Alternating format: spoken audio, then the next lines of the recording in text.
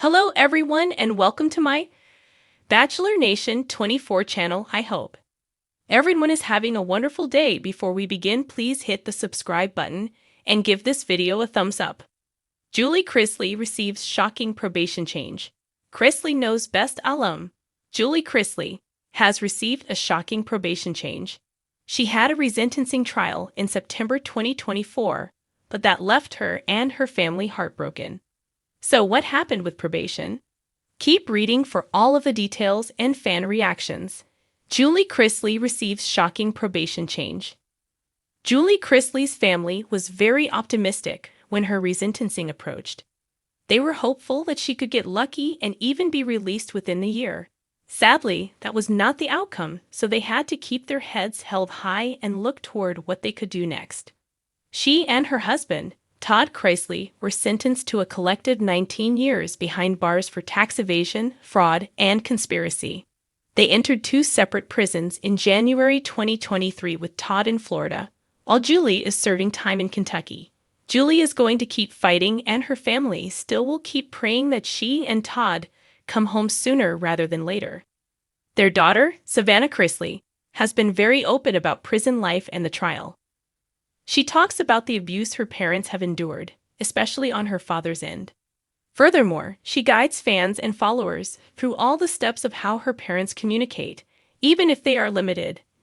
Now, she is opening up about her mother's shocking probation change.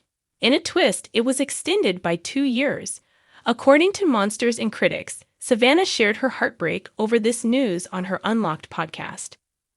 It's not over for Savannah, as the family is determined to appeal the ruling. They are not stopping until they believe justice has been served. Savannah was struggling to understand it all. She went on to add, "Immediately, fans and followers of Savannah's were blown away by the news of Julie Chrisley's extended probation.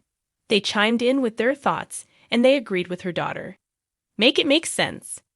Fans spoke out in favor of Julie Chrisley after Savannah Chrisley shared her heartbreak over the shocking probation situation. They failed to understand why this was happening and felt this was the incorrect punishment. Hopefully, Savannah will take solace in all of the support she has been receiving and see that many do not agree with this drastic change. As one person said, "They may not agree with the crime, but this extension of 2 years is completely unnecessary." In a turn of events that has left the Chrisley family reeling and the public stunned, Julie Chrisley, currently serving her time in federal prison, was just delivered an unexpected update from the U.S. Probation Office, a development that could shift the entire trajectory of her post-incarceration life. While many believed that Julie's sentence would end with quiet reintegration into society and a slow rebuilding of her once glamorous life, the shocking change to her probation terms suggests anything but. It all began on a humid Friday morning at the Federal Medical Center in Lexington, Kentucky, where Julie is currently housed. She was summoned unexpectedly to the warden's office, something that rarely happens without prior notice. According to insiders close to the situation, Julie assumed it was another update about her ongoing health concerns or, perhaps, an early parole evaluation. Instead, waiting for her was a representative from the U.S. Probation Office, holding a thick manila folder marked Revised Terms, Special Monitoring. Julie sat stiffly, the room unusually silent except for the soft clicking of a ceiling fan overhead. The officer cleared his throat and began reading the updated terms aloud, terms that went far beyond what Julie had expected. Under the revised probation order, Julie will be required to wear a GPS ankle monitor for the entirety of her supervised release, a full 3 years rather than the originally planned 18 months. She is also to remain under house arrest for the first 12 consecutive months after release, allowed to leave only for medical appointments, religious services, or pre-approved family visits. But the most shocking clause? Julie is now barred from participating in any reality TV programming, scripted or unscripted, for the duration of her probation. No television appearances, no interviews, no podcasts, no Chrisley confessions, comeback episodes, not even a chance to film a tell-all documentary she had been quietly planning with a high-profile production company. All those post-prison media deals gone in an instant. The justification, according to officials, stemmed from concerns that Julie's participation in entertainment media could glorify or minimize the severity of her crimes, sending the wrong message to the public. A recent investigative report had criticized how some ex-reality stars used their criminal pasts for post-prison financial gain, and Julie, unfortunately, was swept up in the new policies influenced by that narrative. Julie, who had maintained a near-perfect prison record, was crushed. She had long envisioned her release as the beginning of a redemption arc, not only for herself, but for her family. Her dream of producing a faith-based mini-series about perseverance in prison life, with herself as the lead voice, had already drawn interest from Christian streaming platforms. Now all of it was on indefinite hold. Word traveled quickly. Back in Nashville, Savannah Chrisley nearly dropped her phone when she heard the news. "They're punishing her twice," she exclaimed during a tearful Instagram Live. "She's already serving her time. Why strip her voice when she's trying to help others?" Todd Chrisley, from his own facility in Florida, reportedly received the update via his attorney. Insiders say he was furious, pacing back and forth in his small cell, muttering about deep state tactics and media censorship. Ever the protector, Todd vowed that their legal team would challenge the new terms, though the likelihood of reversal remains uncertain.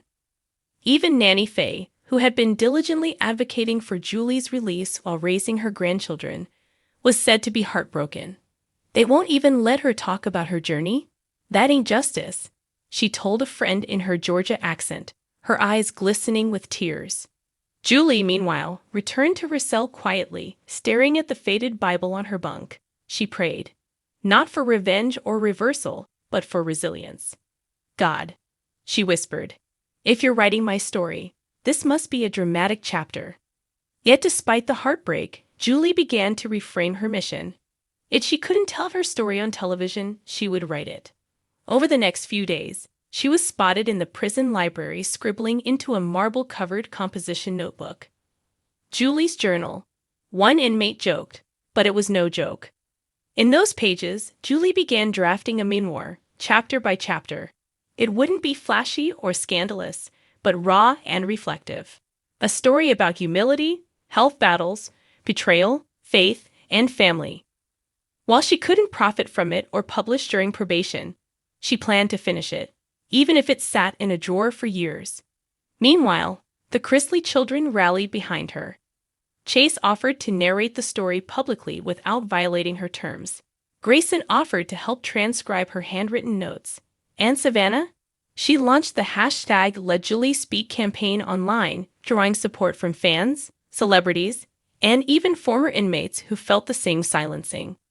Public opinion quickly turned in Julie's favor. Talk shows debated the legality of such probation terms. Legal analysts weighed in. Even a few lawmakers, quietly at first, began drafting letters to the Bureau of Prisons and the Probation Office, urging them to reconsider the restrictions. And in the midst of it all, Julie stayed focused. She rose early each morning, prayed, walked laps, and wrote. Her days were quieter now, but filled with purpose. Though the world outside buzzed with controversy, she clung to her inner calm. This new challenge wasn't the end, it was a redirection. As she penned in one of her entries,